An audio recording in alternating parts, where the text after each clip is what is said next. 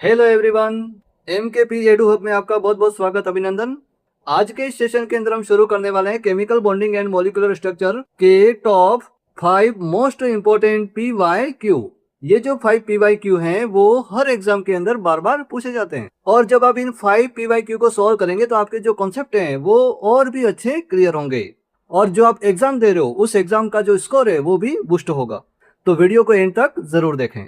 तो शुरू करते हैं हमारा first question JEE main exam 2026 से।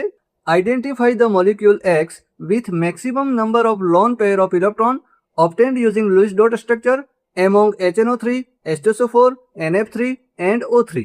Choose the correct bond angle made by the central atom of the molecule X. HNO3, H2SO4, NF3 और O3 में से उस अणु X की पहचान कीजिए जिसमें इलेक्ट्रॉनों के एकांकी युग्म लोन पेयर की संख्या अधिकतम हो लुईस डॉट संरचना के आधार पर। अणु X के केंद्रीय परमाणु द्वारा बनाए गए बंध कोण बॉन्ड एंगल का सही मान चुनिए। तो ध्यान से देखिए और ये बताइए कि इस क्वेश्चन के अंदर क्या पूछा गया है। इस क्वेश्चन के अंदर आपको ये पूछा गया है कि हमारे जो 4 मॉलिक्यूल हैं HNO3, H2SO4, NF3 और O3, इन चारों मॉलिक्यूल में से उस मॉलिक्यूल की पहचान करनी है, उस मॉलिक्यूल को हमें आइडेंटिफाई करना है जिसके ऊपर maximum number of lone pair उपस्थित हो, जिसमें इलेक्ट्रॉनों के एकांकी युग्म लोन पेयर की संख्या क्या हो, अधिकतम हो। उसकी पहचान करने के बाद वो जो मॉलिक्यूल हमें प्राप्त होगा उस मॉलिक्यूल का जो केंद्रीय परमाणु है, जो सेंट्रल एटम है, उस सेंट्रल एटम के द्वारा जो बॉन्ड एंगल बनाया जा रहा है उसका सही मान क्या होगा वो हमें बताना है। मतलब जो 4 ऑप्शन दिए हुए इसमें बॉन्ड एंगल की वैल्यू दी है, तो इन चारों में से जो भी मॉलिक्यूल मिलेगा उसके सेंट्रल एटम के द्वारा बॉन्ड एंगल कितना बनेगा वो वैल्यू हमें बतानी है।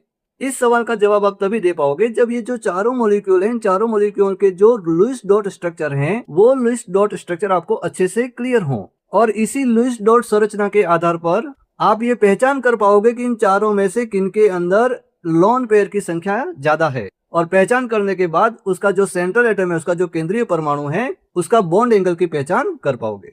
तो इस सवाल का आंसर कैसे निकालते हैं उसको ध्यान से देखें।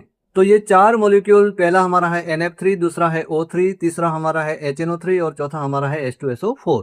चारों मॉलिक्यूल के लुईस डॉट स्ट्रक्चर आपके सामने हैं। सबसे पहले हमें ये गिनना है कि इन सभी लुईस डॉट स्ट्रक्चर के अंदर नंबर ऑफ लोन पेयर कितने हैं। तो सबसे पहला मॉलिक्यूल हमारा है NF3। NF3 के अंदर हम ध्यान से देखें तो यहाँ पर 3 लोन पेयर है, यहाँ पर 3 लोन पेयर है और यहाँ भी 3 लोन पेयर है। मतलब तीनों फ्लोरीन के ऊपर 3-3 लोन पेयर है, तो ये तो हो गए 9 और 1 ये हो गया, तो टोटल कितने लोन पेयर हो गए, 10 लोन पेयर। दूसरा मॉलिक्यूल हमारा है O3 के अंदर इस ऑक्सीजन के ऊपर ये 2 लोन पेयर, ये 1 लोन पेयर, 2 और 1 कितने हो गए 3, और ये 3, टोटल कितने हो गए 6। तो इस O3 के अंदर लोन पेयर हमारे कितने हैं, 6। उसके बाद हमारा जो HNO3 है, HNO3 के अंदर जो नंबर ऑफ लोन पेयर हमारे हैं, यहाँ पर 3 हैं, 3 और ये 2 कितने हो गए 5 और 2 कितने हो गए 7। मतलब टोटल हमारे कितने लोन पेयर हैं, 7 लोन पेयर। उसके बाद हमारा जो H2SO4 है, H2SO4 के अंदर आप ध्यान से देखें, यहाँ पर 2, 2, 4, 2, 6 और 2, 8, टोटल 8 लोन पेयर हमारे इसके अंदर उपस्थित हैं। इसका मतलब ये हुआ कि NF3 के अंदर 10 लोन पेयर हैं, O3 के अंदर 6 लोन पेयर हैं, HNO3 के अंदर 7 लोन पेयर हैं और H2SO4 के अंदर 8 लोन पेयर हैं। तो सबसे ज्यादा लोन पेयर हमारे किसके अंदर हुए, NF3 के अंदर। तो ये तो हमारी पहचान हो गई कि NF3 के अंदर जो नंबर ऑफ लोन पेयर है वो क्या है, सबसे ज्यादा। अब उसके बाद हमें देखना है कि उसका जो सेंट्रल एटम जो नाइट्रोजन है उससे जो बॉन्ड एंगल ये जो बन रहा है उस बॉन्ड एंगल की वैल्यू क्या होगी, वही हमारे 4 ऑप्शन है जिसको हमें निकालना है।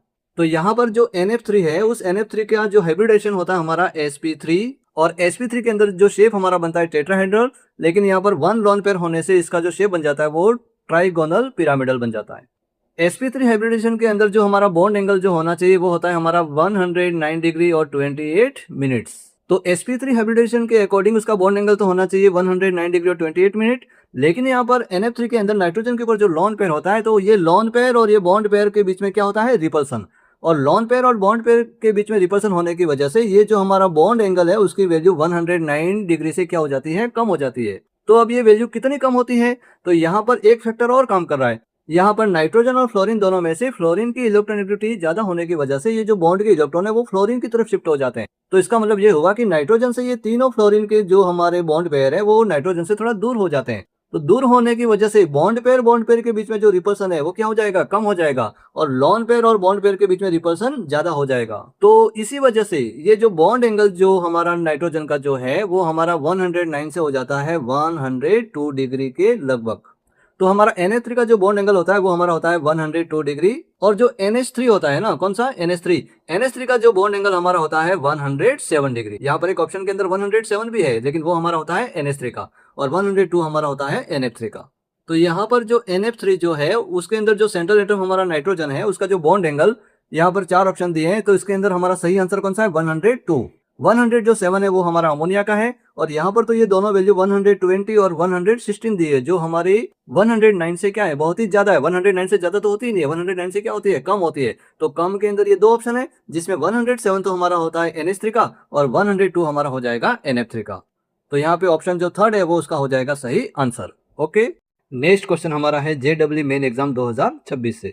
Among H2S, H2O, NF3, NH3 and CHCl3, identify the molecule X with lowest dipole moment value. The number of lone pair of electron present on the central atom of the molecule X is H2S, H2O, NF3, NH3 और CHCl3 में से उस अणु X की पहचान कीजिए जिसका द्विध्रुव आघूर्ण डायपोल मोमेंट सबसे कम है। अणु X के केंद्रीय परमाणु पर उपस्थित एकांकी इलेक्ट्रॉन युग्मों की संख्या है।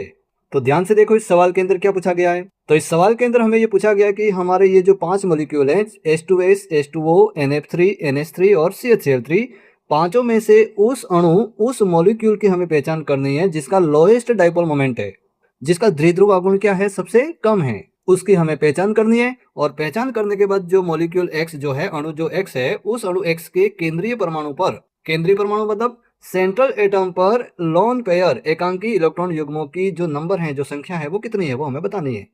तो इसका आंसर आप कैसे निकालोगे। तो ये जो सभी मॉलिक्यूल हैं, इन सभी मॉलिक्यूल का एक तो जो स्ट्रक्चर और साथ में उनका डायपोल मोमेंट क्या होता है उसके बारे में यदि आपको नॉलेज हो तो आप इसका आंसर दे सकते हो। तो ध्यान से देखिए हम इसका आंसर कैसे निकालते हैं। तो इस सवाल के अंदर जो हमारे 5 मॉलिक्यूल हैं, कौन कौन से, H2S, H2O, NF3, NH3 और CHCl3, इनके जो डायपोल मोमेंट हैं, द्विध्रुव आघूर्ण है, उनकी वैल्यू आपको दी गई है। जैसे H2S की है 0.95, H2O की 1.85, NF3 की 0.23, NH3 की 1.47 और CHCl3 की 1.04। तो इन पांचों मॉलिक्यूल की डायपोल मोमेंट की वैल्यू को हम देखते हैं तो सबसे मिनिमम वैल्यू हमारी है किसकी, NF3 की 0.23 जो मिनिमम है। तो यहाँ पर इनके डायपोल मोमेंट की वैल्यू को देखने पर तो हमें पता चल जाता है कि इसकी हमारी मिनिमम है। लेकिन यदि ये भी हमें याद नहीं हो तो उस समय क्या करें, वो इंपॉर्टेंट बात है, और वो आपको आना चाहिए कि जब वैल्यू आपके पास में नहीं है तो कौन से मॉलिक्यूल का डायपोल मोमेंट मिनिमम होगा, वो हम कैसे निकालेंगे, वो आपको आना चाहिए। तो उसके लिए आपको क्या करना पड़ेगा कि ये जो मॉलिक्यूल हैं उनके जो स्ट्रक्चर हैं वो आपको अच्छे से क्लियर होने चाहिए। जैसे हमारा H2S है तो उसमें सेंट्रल एटम कौन है, सल्फर। सल्फर के साथ में कितने हाइड्रोजन जुड़े हैं, 2 हाइड्रोजन। और सल्फर के ऊपर लोन पेयर कितने हैं, तो सल्फर के ऊपर 2 लोन पेयर हैं। तो यहाँ पर जो 2 लोन पेयर है उनका डायपोल का जो मोमेंट, जो डायरेक्शन होगा वो इस डायरेक्शन में होगा। और यहाँ पर सल्फर हाइड्रोजन बॉन्ड के अंदर सल्फर की इलेक्ट्रोनेगेटिविटी ज्यादा होती है, तो इसका भी जो डायपोल मोमेंट का जो डायरेक्शन है वो इसी डायरेक्शन में होगा। मतलब H2S के अंदर एक तो सल्फर के लोन पेयर का जो डायपोल मोमेंट का डायरेक्शन और दोनों हाइड्रोजन वाले बॉन्ड का डायपोल मोमेंट का डायरेक्शन एक ही डायरेक्शन में होता है। तो जो नेट डायपोल का जो डायरेक्शन होता है वो हमारा इसी डायरेक्शन के होता है, जिसकी वैल्यू हमें ज्यादा ही प्राप्त होने वाली है, उसकी कम वैल्यू प्राप्त होने वाली नहीं है। उसके बाद हमारा सेकंड है H2O। H2O के अंदर हमारा सेंट्रल एटम कौन है, ऑक्सीजन। ऑक्सीजन के साथ में कितने हाइड्रोजन जुड़े हैं, 2 हाइड्रोजन। और ऑक्सीजन के ऊपर हमारे लोन पेयर कितने होते हैं, तो ऑक्सीजन के ऊपर हमारे 2 लोन पेयर होते हैं, ये 2 लोन पेयर। अब यहाँ पर भी सेम कंडीशन जैसे H2S के अंदर थी, यहाँ पर दोनों हमारे लोन पेयर का जो नेट डायपोल का जो डायरेक्शन होगा वो हमारा इसी डायरेक्शन के अंदर होगा, और दोनों हाइड्रोजन बॉन्ड का जो डायरेक्शन है वो भी हमारा उसी डायरेक्शन के अंदर, जिस डायरेक्शन के अंदर लोन पेयर का है उसी डायरेक्शन के अंदर डायपोल का डायरेक्शन हमें प्राप्त होता है। तो उसका नेट जो डायपोल है वो हमारा इसी डायरेक्शन के अंदर हमें प्राप्त होता है। तो इसलिए H2O के जो डायपोल मोमेंट की वैल्यू हमें क्या प्राप्त होती है, ज्यादा प्राप्त होती है, 1.85। अब इन दोनों के बाद हम पहले बात करेंगे CHCl3 की। CHCl3 का हमारा हाइब्रिडाइजेशन कौन सा होता है, sp3। वैसे तो इन सभी के अंदर हमारा जो हाइब्रिडाइजेशन है वो हमारा कौन सा होता है, sp3। तो CHCl3 का हमारा जो शेप होता है, जो टेट्राहेड्रल होता है, जिसमें एक तो हाइड्रोजन और 3 हमारे कौन जुड़े होते हैं, क्लोरीन। तो इस टेट्राहेड्रल स्ट्रक्चर के अंदर जो कार्बन और हाइड्रोजन है दोनों की इलेक्ट्रोनेगेटिविटी लगभग सेम होती है, तो यहाँ पर कोई डायपोल क्रिएट होता नहीं है। लेकिन यहाँ पर जो तीनों जो Cl हैं वो एक ही डायरेक्शन के अंदर अपने को दिखाई दे रहे हैं। तो उनका जैसे इस Cl का डायपोल का डायरेक्शन हमारा इधर हो जाएगा, इस Cl का डायरेक्शन हमारा इस डायरेक्शन के अंदर हो जाएगा डायपोल मोमेंट का, और यहाँ पर इस Cl का डायरेक्शन हमारा इस डायरेक्शन, मतलब तीनों Cl के नेट डायपोल मोमेंट का जो हमारा डायरेक्शन प्राप्त होगा वो इस डायरेक्शन के अंदर हमें प्राप्त होने वाला, जिसकी वैल्यू हमें ज्यादा प्राप्त होने वाली है। क्यों, क्योंकि तीनों Cl का जो डायपोल मोमेंट का डायरेक्शन क्या है, एक ही डायरेक्शन है। अब हम लास्ट में बात करते हैं NF3 और NH3 की। तो NF3 का तो स्ट्रक्चर आपके सामने दिया हुआ है। और NH3 का भी स्ट्रक्चर सेम NF3 की तरह ही होता है, जिसमें एक नाइट्रोजन होता है, उसके एक लॉन पेयर होते हैं और इसके ये तीनों हाइड्रोजन। अब यहाँ पर क्या होता है कि NH3 के अंदर जो लॉन पेयर का डाइपोल मोमेंट का डायरेक्शन हमारा इस डायरेक्शन के अंदर होगा। उसके बाद तीनों हाइड्रोजन का भी हमारा जो डाइपोल मोमेंट का डायरेक्शन जो है वो नाइट्रोजन की इलेक्ट्रॉननेगेटिविटी ज्यादा होती है, तो तीनों का डायरेक्शन इसी डायरेक्शन के अंदर हमें प्राप्त होने वाला है।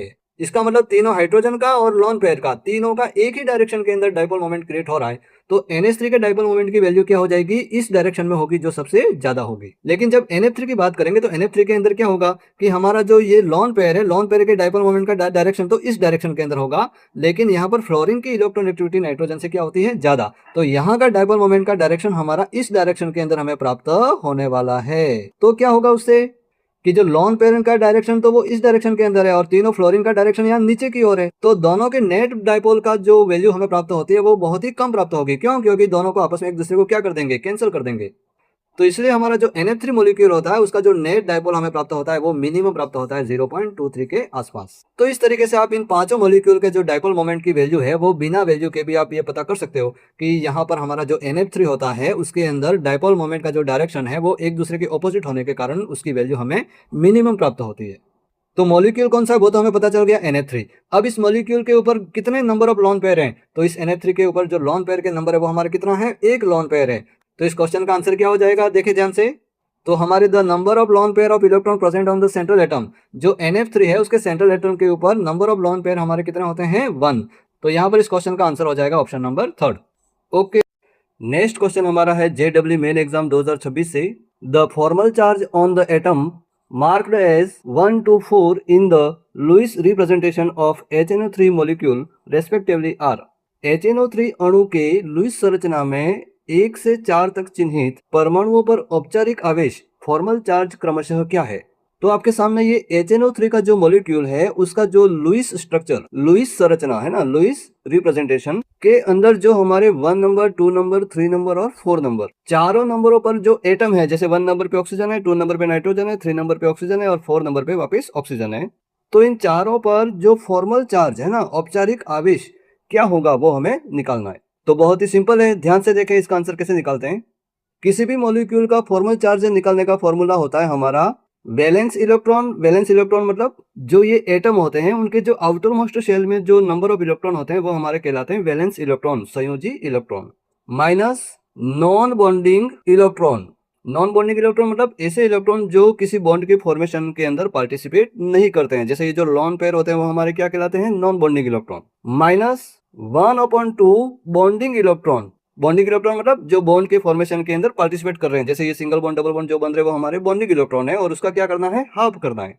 तो इस फॉर्मूले के द्वारा हमें क्या पता चलेगा, जो भी मॉलिक्यूल है उस मॉलिक्यूल के अंदर जो एटम है उस एटम का क्या निकाल सकते हैं हम, उसका फॉर्मल चार्ज। तो यहाँ पर हम 1 2 3 4 जो एटम है चारों के फॉर्मल चार्ज हम निकालते हैं। तो फर्स्ट नंबर पे हमारा ऑक्सीजन है, उसका फॉर्मल चार्ज हम निकाल रहे हैं। तो सबसे पहले हमें क्या निकालना है, उसका वैलेंस इलेक्ट्रॉन VE। तो वैलेंस इलेक्ट्रॉन कैसे निकालते हैं, तो ऑक्सीजन का हमारा इलेक्ट्रॉनिक कॉन्फ़िगरेशन होता है 1s2 2s2 2p4। तो उसका आउटर मोस्ट शेल कौन सा है, ये हमारा सेकंड वाला शेल क्या है, आउटर मोस्ट शेल। और आउटर मोस्ट शेल के अंदर टोटल कितने इलेक्ट्रॉन है, तो 4 और 2 कितने इलेक्ट्रॉन है, 6। तो वैलेंस इलेक्ट्रॉन तो हो गए हमारे 6। फिर उसके बाद माइनस क्या करना है, non bonding electron. Non bonding electron मतलब जो लॉन पेयर है, लॉन पेयर हमारे यहाँ पर कितने हैं, 2 है। 2 लॉन पेयर मतलब टोटल इलेक्ट्रॉन कितने, 4 इलेक्ट्रॉन। फिर उसमें माइनस करना है 1/2 बॉन्डिंग इलेक्ट्रॉन। तो ये जो ऑक्सीजन है उससे कितने बॉन्ड बन रहे हैं, तो एक बॉन्ड तो ये बन रहा है और दूसरा बॉन्ड ये बन रहा है, 2 बॉन्ड बन रहे हैं। तो 2 बॉन्ड के अंदर टोटल इलेक्ट्रॉन कितने होंगे, 4। तो यहाँ हो जाएगा बॉन्डिंग इलेक्ट्रॉन हमारे हो जाएंगे 4। तो यहाँ पर जब इसको सॉल्व करेंगे तो फॉर्मल चार्ज FC की वैल्यू हमें क्या प्राप्त होगी, 0। 0 कैसे होगी, ये 2 से 4 डिवाइड हो जाएगा तो 2 आ जाएगा। उसके बाद -2 और -4 कितने हो जाएंगे, -6। -6 में 6 चला जाएगा तो क्या आएगा, 0। तो यहाँ पर फर्स्ट नंबर पे जो ऑक्सीजन है उसका फॉर्मल चार्ज हमारा क्या प्राप्त होगा, 0। उसके बाद सेकंड नंबर पे हमारा कौन सा आइटम है, नाइट्रोजन। तो नाइट्रोजन के अंदर वैलेंस इलेक्ट्रॉन कितने होते हैं, तो नाइट्रोजन का electron configuration 1s2 2s2 2p3। तो वैलेंस इलेक्ट्रॉन हमारे टोटल कितने हो जाएंगे, 3 और 2 कितने हो जाएंगे, 5। तो वैलेंस इलेक्ट्रॉन तो हो गए हमारे 5, माइनस नॉन बॉन्डिंग इलेक्ट्रॉन, कोई इसके ऊपर लॉन पेयर है, कोई भी एक भी लॉन पेयर नहीं है, मतलब नॉन बॉन्डिंग इलेक्ट्रॉन हमारे कितने हैं, 0, माइनस 1/2 बॉन्डिंग इलेक्ट्रॉन मतलब नाइट्रोजन कितने बॉन्ड बना रहा है, तो नाइट्रोजन 1 2 3 और 4। तो 4 बॉन्ड के अंदर टोटल इलेक्ट्रॉन हमारे कितने होंगे, 8 इलेक्ट्रॉन। तो ये 2 से 8 को डिवाइड करेंगे तो आंसर आएगा 4। तो 5 में 4 माइनस हो जाएगा तो हमारा आंसर क्या आएगा, +1। तो हमारा सेकंड नंबर पे जो नाइट्रोजन है उसका फॉर्मल चार्ज हमें मिला +1। उसके बाद थर्ड नंबर पे हमारा एटम कौन सा है, ऑक्सीजन। तो इसका फॉर्मल चार्ज हम निकालते हैं, तो formal charge is equal valence electron. Valence electron हमारे ऑक्सीजन के अंदर कितने होते हैं, 6, माइनस इस ऑक्सीजन के ऊपर हमारे नॉन बॉन्डिंग इलेक्ट्रॉन कितने हैं, तो 2 लोन पेयर है, मतलब नॉन बॉन्डिंग इलेक्ट्रॉन हमारे कितने हैं, 4 है, minus 1/2 bonding electron. Bonding electron कितने होंगे, तो ऑक्सीजन कितने बॉन्ड बना रहा है, 2 बॉन्ड बना रहा है, तो बॉन्डिंग इलेक्ट्रॉन हमारे हो जाएंगे 4। तो 2 से 4 डिवाइड हो जाएगा तो आंसर आ जाएगा 2। तो -4 और -2 कितने हो जाएंगे, -6। तो -6 और +6 कितने हो जाएंगे, आंसर आ जाएगा 0। मतलब इस ऑक्सीजन का फॉर्मल चार्ज हमें क्या प्राप्त हो गया, 0। अब लास्ट जो फोर्थ नंबर पे ऑक्सीजन है उसका फॉर्मल चार्ज हम निकालते हैं। तो formal charge is equal valence electron. Valence electron हमारे ऑक्सीजन के होते हैं 6 में हम माइनस करेंगे हमारे नॉन बॉन्डिंग इलेक्ट्रॉन। तो ऑक्सीजन के ऊपर कितने लोन पेयर है, 3 लोन पेयर है, मतलब नॉन बॉन्डिंग इलेक्ट्रॉन हमारे कितने हैं, 6, माइनस 1/2 बॉन्डिंग इलेक्ट्रॉन। तो बॉन्ड कितने बन रहे हैं, यहाँ पर एक ही बॉन्ड बन रहा है, मतलब हमारा बॉन्डिंग इलेक्ट्रॉन हो जाएंगे हमारे 2। तो 2 से 2 डिवाइड हो जाएगा तो आंसर क्या आएगा, 1। तो इसका मतलब ये होगा कि ये हमारा -6 है और ये हमारा -1 है। -6 और -1 कितने हो जाएंगे हमारे, -7। तो अब 6 के अंदर हमें कितने माइनस करने हैं, -7 करने हैं, मतलब आंसर क्या आएगा, -1। तो इस फोर्थ नंबर के ऑक्सीजन का फॉर्मल चार्ज हमारा हो जाएगा -1। तो इस प्रकार हमारा जो फर्स्ट नंबर पे जो ऑक्सीजन था उसका फॉर्मल चार्ज हमारा आया 0। उसके बाद जो सेकंड नंबर पे नाइट्रोजन एटम था उसका फॉर्मल चार्ज हमें मिला +1। थर्ड नंबर पे ऑक्सीजन था उसका फॉर्मल चार्ज हमें प्राप्त हुआ 0। और फोर्थ नंबर पे जो ऑक्सीजन है उसका फॉर्मल चार्ज हमें मिला -1। तो 0 +1 0 -1 ऑप्शन हमारा कौन सा है, तो ये ऑप्शन हमारा है ऑप्शन नंबर थर्ड, जो इस क्वेश्चन का हो जाएगा सही आंसर। ओके, नेक्स्ट क्वेश्चन हमारा है JEE मेन एग्जाम 2026 से। The correct increasing order of CH single bond A, यहाँ पर जो CH बॉन्ड है उसको क्या नाम दिया है, A नाम दिया है। C सिंगल बॉन्ड O जिसको नाम दिया है B, C double bond O C and C triple bond N जिसको नाम दिया है D। Bond in term of covalent bond length is C single bond HA, C single bond OB, C double bond OC और C triple bond ND बंधों की सहसंयोजक बंध लंबाई के बढ़ते क्रम, मतलब इंक्रीजिंग ऑर्डर में सही क्रम है। तो आपके सामने ये CH single bond, CO single bond, CO double bond और CN ट्रिपल बॉन्ड, ये जो चार हमारे कौन है, कोवलेंट बॉन्ड, सहसंयोजक बंध। ये जो चार जो कोवलेंट बॉन्ड हैं इनकी बॉन्ड लेंथ है ना, बंध लंबाई के इंक्रीजिंग ऑर्डर के अंदर हमें उन्हें जमाना है। मतलब ये जो चारों कोवलेंट बॉन्ड हैं उनके बॉन्ड लेंथ के इंक्रीजिंग ऑर्डर में हमें अरेंज करना है। तो हम ये जानते हैं कि हमारे जैसे जैसे number of covalent bond increase होते हैं, जैसे हमारे यहाँ पर कार्बन नाइट्रोजन के बीच में ट्रिपल बॉन्ड है, यहाँ कार्बन ऑक्सीजन के बीच में डबल बॉन्ड है, यहाँ कार्बन ऑक्सीजन के बीच में सिंगल बॉन्ड है। तो जैसे जैसे number of covalent bond increase होते हैं वैसे वैसे बॉन्ड लेंथ क्या हो जाती है, कम हो जाती है। इसका मतलब CN की बॉन्ड लेंथ हमारी कम होगी और CO की बॉन्ड लेंथ CN से ज्यादा होगी। और इस CO डबल बॉन्ड वाले की बॉन्ड लेंथ है वो इस CO सिंगल बॉन्ड वाले से क्या होगी, कम होगी। लेकिन यहाँ पर इंपॉर्टेंट बात ये हमें ध्यान में रखनी है कि ये नंबर ऑफ बॉन्ड तो हमें देखना ही है, साथ में हमें ये भी देखना है कि जो बॉन्ड बन रहे हैं, जो कोवलेंट बॉन्ड बन रहे हैं वो कौन कौन से एटम के बीच में बन रहे हैं वो भी चेक करना है, तो ही आपको इसका सही ऑर्डर मिलेगा। तो सबसे पहले हम चेक करते हैं कि ये जो चार कोवलेंट बॉन्ड है उसके अंदर कौन कौन से एटम है। तो यहाँ पर ध्यान से देखें, यहाँ पर एक जो एटम है वो तो कॉमन है। कौन सा एटम कॉमन है, तो कार्बन है ना, यहाँ पर भी कार्बन, यहाँ कार्बन, यहाँ कार्बन और यहाँ कार्बन, मतलब चारों के अंदर एक एटम तो हमारा कार्बन है। और दूसरे एटम कौन कौन से हैं, इसमें एक हाइड्रोजन है, ऑक्सीजन है, ऑक्सीजन है और नाइट्रोजन है। तो यहाँ पर ध्यान ये रखना है कि जैसे हमारा कार्बन एटम है जिसकी साइज थोड़ी बड़ी होती है, और इस कार्बन एटम के साथ में यदि हाइड्रोजन एटम यदि जुड़ता है तो हाइड्रोजन जो एटम होता है उसकी साइज क्या होती है, स्मॉल होती है। तो ये हमारा हाइड्रोजन एटम है। अब इन दोनों की ये जो न्यूक्लियस के बीच की जो लेंथ होती है वो हमारी होती है कोवलेंट बॉन्ड की बॉन्ड लेंथ, सहसंयोजक की बंध लंबाई। तो एटम जितना छोटा होगा उतनी ही कोवलेंट बॉन्ड की जो बॉन्ड लेंथ है वो क्या होगी, कम होगी। और जो तीन बॉन्ड हमारे जो दूसरे हैं जैसे CO, C double bond O और C डबल बॉन्ड N, उसके अंदर यदि कार्बन की यदि साइज बड़ी हो तो उसके साथ में जैसे ऑक्सीजन हो तो ऑक्सीजन की साइज भी क्या होती है, बड़ी होती है। मतलब सभी की साइज लगभग क्या होती है, इक्वल होती है। तो इसलिए यदि हम इन तीनों की तुलना यदि हम इससे करेंगे तो वो संभव नहीं है। इसलिए सबसे पहले हमें देखनी है दोनों एटम की साइज, चाहे वो सिंगल बॉन्ड ही क्यों नहीं हो, लेकिन यदि एटम की साइज छोटी है तो उनके कोवलेंट बॉन्ड की जो बॉन्ड लेंथ है वो क्या होगी, सबसे कम होगी। तो इसका मतलब ये होगा कि हमारा कार्बन और हाइड्रोजन की जो कोवलेंट बॉन्ड की जो बॉन्ड लेंथ है वो हमारी सबसे कम होगी। तो CH वाला तो फाइनल हो गया। उसके बाद अब हमें इन तीनों को देखना है, C single bond O, C double bond O और C ट्रिपल बॉन्ड N। इन तीनों के अंदर कार्बन ऑक्सीजन और कार्बन नाइट्रोजन तीनों के एटम की साइज क्या है, लगभग सेम है। तो यहाँ पर हमें देखना है नंबर ऑफ कोवलेंट बॉन्ड। तो नंबर ऑफ कोवलेंट बॉन्ड जिसमें ज्यादा होंगे उसकी बॉन्ड लेंथ क्या होगी, कम होगी। इसका मतलब C ट्रिपल बॉन्ड N के अंदर 3 हमारे कोवलेंट बॉन्ड है तो उसकी बॉन्ड लेंथ क्या होगी, कम। तो C ट्रिपल बॉन्ड एंड के जो बॉन्ड लेंथ है वो हमारे C सिंगल बॉन्ड H से क्या हो जाएगी, ज़्यादा, और C सिंगल बॉन्ड O और C डबल बॉन्ड O से कम। फिर उसके बाद हमें लेना है C डबल बॉन्ड O, तो C ट्रिपल बॉन्ड N से ज़्यादा हो जाएगी हमारी C डबल बॉन्ड O की बॉन्ड लेंथ, और सबसे ज़्यादा बॉन्ड लेंथ हमारी होगी C सिंगल बॉन्ड O। अब चारों जो कोवलेंट बॉन्ड हैं उनके जो नाम दिए हैं वो नाम नोट कर लेते हैं। तो C सिंगल बॉन्ड H का नाम हमें क्या दिया है, A। उसके बाद C ट्रिपल बॉन्ड N का क्या नाम दिया है, D। उसके बाद C डबल बॉन्ड O का क्या नाम दिया है, C। और C सिंगल बॉन्ड O का नाम दिया है हमारा B। ये हो गया हमारा कोवलेंट बॉन्ड की बॉन्ड लेंथ का इंक्रीजिंग ऑर्डर, जिसमें हमें मिल रहा है A, D, C और B। तो ये जो चार ऑप्शन है, चारों के अंदर A, D, C, B कहाँ पर है, तो A, D, C, B हमारा है option number second. Option number second इसका हो जाएगा सही आंसर। ओके, नेक्स्ट क्वेश्चन हमारा है JEE मेन एग्जाम 2026 से। Given below are two statements, नीचे दो कथन दिए गए हैं। Statement first, the number of species among SF4, NH4+, NiCl4, XeF4, PtCl4 2-, ACF4 and NiCN4 2- that have tetrahedral geometry is 3. कथन first, SF4, NH4+, NiCl4, XeF4, PtCl4 2-, ACF4 और NiCN4 2- में से जिन प्रजातियों की ज्यामिति चतुष्फलकीय है उसकी संख्या 3 है।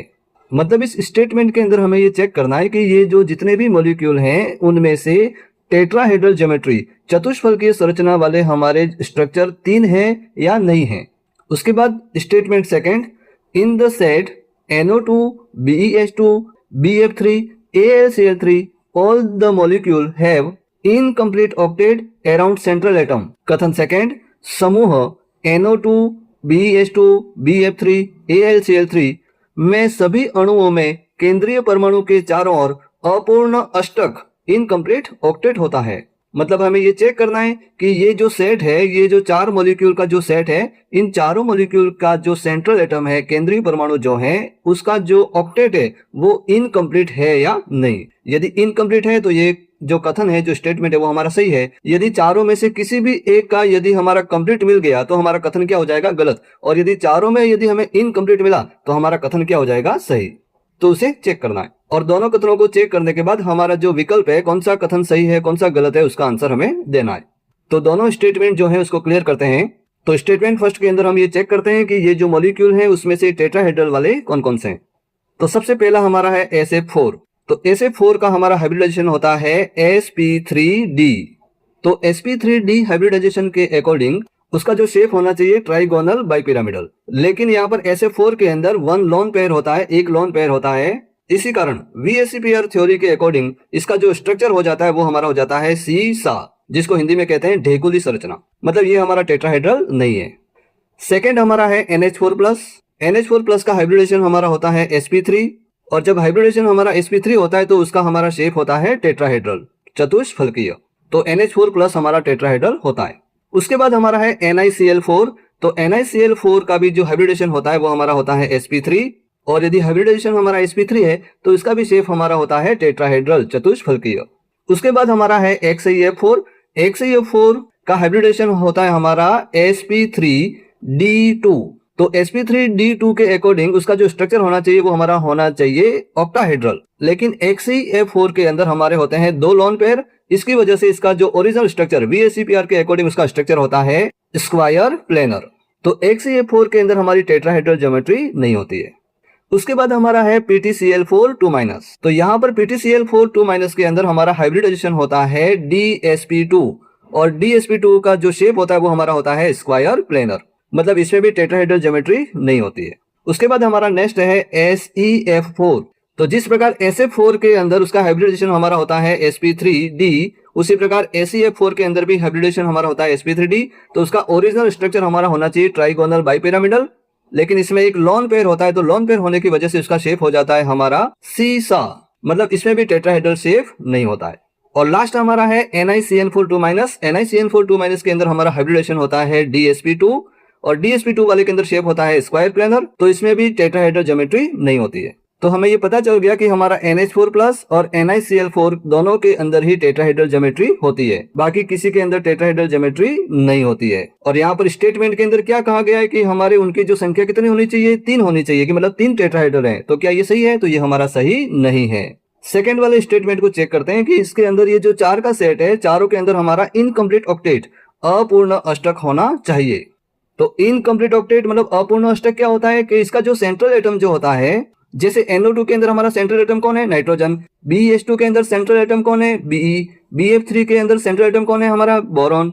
और AlCl3 के अंदर हमारा सेंट्रल एटम कौन सा है? एल्यूमिनियम। तो ये जो सेंट्रल एटम है, इनके वैलेंस शेल के अंदर ऑक्टेट मतलब कितने इलेक्ट्रॉन होने चाहिए? 8 इलेक्ट्रॉन होने चाहिए। यदि 8 इलेक्ट्रॉन नहीं है तो वो हमारा ऑक्टेट क्या है? इनकम्प्लीट है, अपूर्ण है।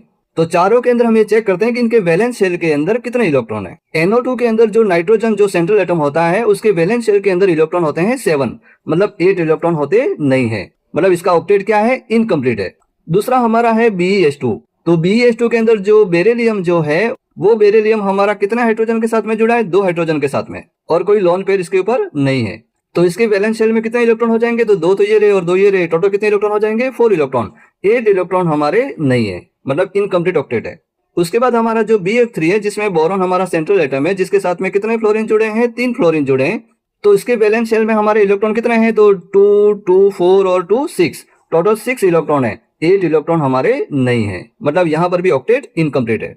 और AlCl3 के अंदर जो एल्यूमिनियम हमारा सेंट्रल एटम है, उसके साथ में भी कितने क्लोरीन जुड़े हैं? 3 क्लोरीन जुड़े हैं। तो यहाँ पर भी इसके वैलेंस शेल के अंदर कितने कितने इलेक्ट्रॉन है? तो 2, 2, 4 और 2, 6, टोटल 6 इलेक्ट्रॉन है। 8 इलेक्ट्रॉन हमारे नहीं है। तो इसका मतलब ये हुआ कि ये जो चारों का जो सेट दिया हुआ है, चारों के अंदर हमारे जो ऑक्टेट है वो कंप्लीट नहीं है, इनकम्प्लीट ऑक्टेट है। मतलब ये जो स्टेटमेंट है वो हमारा क्या है? सही है। तो इसका मतलब ये हुआ कि स्टेटमेंट फर्स्ट हमारा सही नहीं है और स्टेटमेंट सेकंड हमारा सही है। तो वो ऑप्शन हमारा कौन सा है? तो वो ऑप्शन हमारा है ऑप्शन नंबर 3, जो इस क्वेश्चन का हो जाएगा सही आंसर। ओके।